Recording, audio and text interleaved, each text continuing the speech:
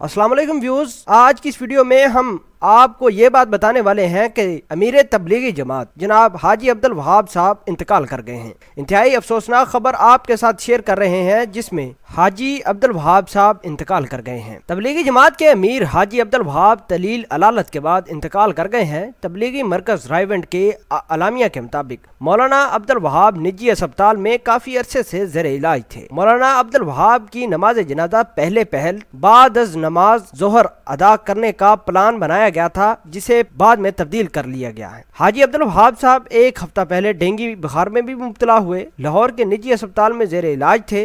मौलाना अब्दुल वहाब तबलीगी जमात के तीसरे अमीर भी थे। उन्होंने इस्लामिया कॉलेज लाहौर से ग्रेजुएशन किया, जबकि वो 1 जनवरी 1923 को दिल्ली में पैदा हुए।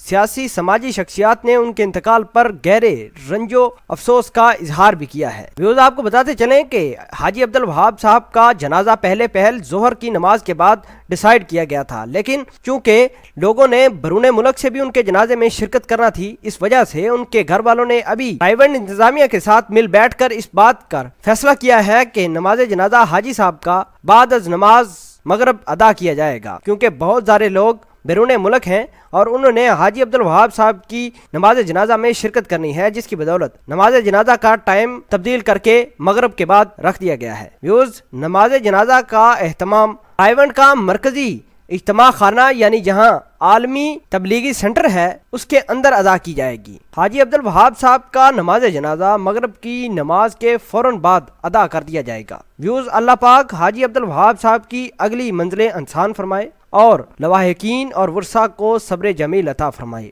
आमीन सुम्मा आमीन।